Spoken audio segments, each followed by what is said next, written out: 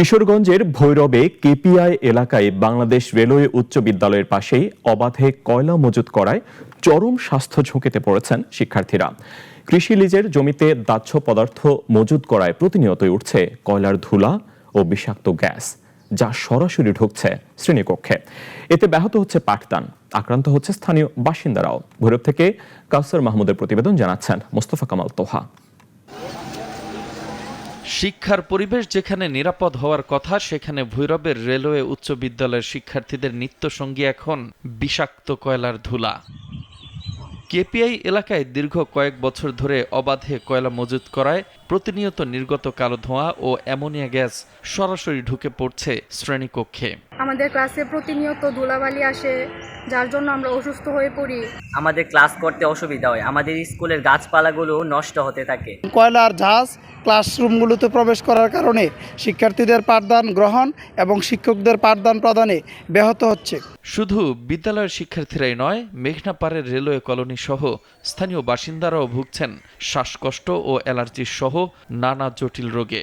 নষ্ট হচ্ছে চারপাশের পরিবেশ, অথচ এ বিষয়ে ক্যামেরার সামনে কথা বলতে রাজি হননি ভৈরব বাজারঘাটের রেলওয়ে ঊর্ধ্বতন উপসহকারী প্রকৌশলী।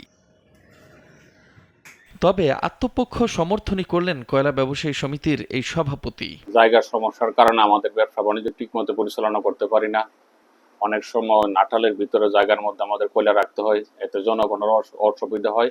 এদিকে কেপিআই এলাকায় রেলওয়ের ভূমি ও সম্পত্তি বিভাগ কিভাবে কৃষি লিজ প্রদান করেছে তা নিয়ে উঠেছে প্রশ্ন।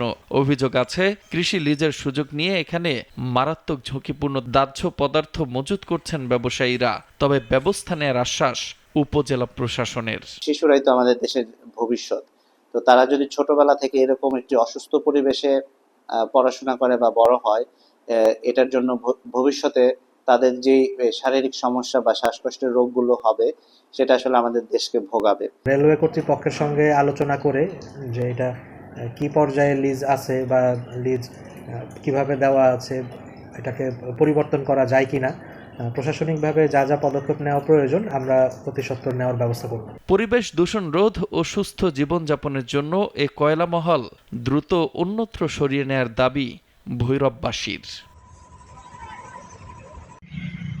মোস্তফা কামাল তোহা, নাগরিক।